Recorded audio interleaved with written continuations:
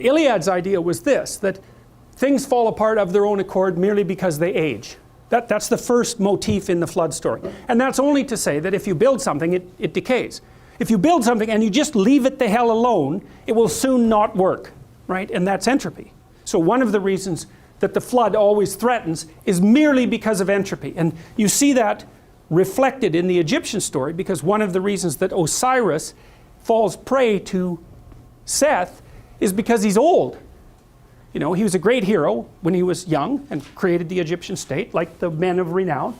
But now he's old, and it's worse, he's willfully blind. But that's the next thing.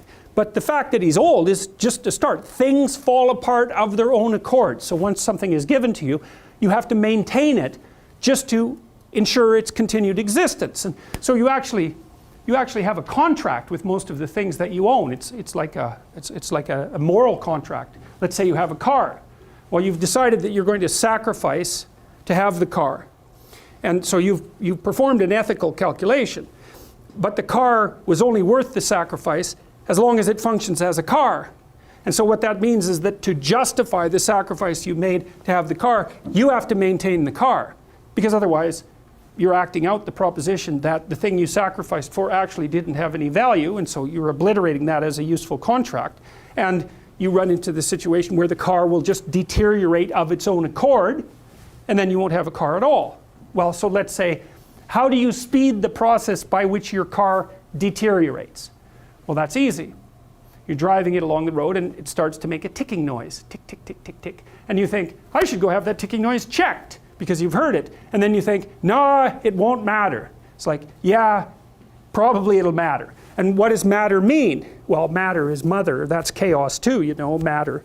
But what it means is that that little ticking noise is the birthplace of Tiamat in your car. That's a good way of thinking about it, is that it's your first indication that the dragon of chaos is going to manifest itself in your car. That happens when you, I've got a funny story about that. So I had a friend in graduate school, someone I really liked, but I wouldn't call her mechanically inclined, let's put it that way.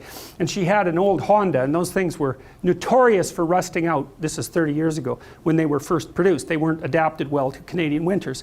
And we used to go in her car, in her Honda, and it got a little on the scary side because it was so rusty underneath that you could actually see through the floorboards. And that actually made me nervous, because if you can see through the floorboards, that means that they're not really floorboards. What they are is like rust. And so I mentioned the fact that that might be a problem to her a couple of times, but she was sort of blithe about it. And one day she was driving down St. Lawrence Street in Montreal, which is the main street running roughly north and south, and her hood popped up. It bent and popped up spontaneously. And so she was really curious about that. And so she was with this friend of hers who was just as clueless mechanically as she was, which is really quite remarkably clueless. And so they pulled off into a service station and had the guy come out and look at it. And well, he opened the hood, obviously. And what had happened was the body had fallen off the frame. So, and what had happened was the shock, which is like supposed to be attached to the car, had pushed up through the hood. So literally the car body had like fallen onto the ground, but she managed to drive the car. Okay, so look, I wouldn't exactly call that willful blindness, because perhaps there was an element of willful blindness. She didn't know anything about mechanics, but you get the point, right? It's like, let's say she would have been in a fatal accident.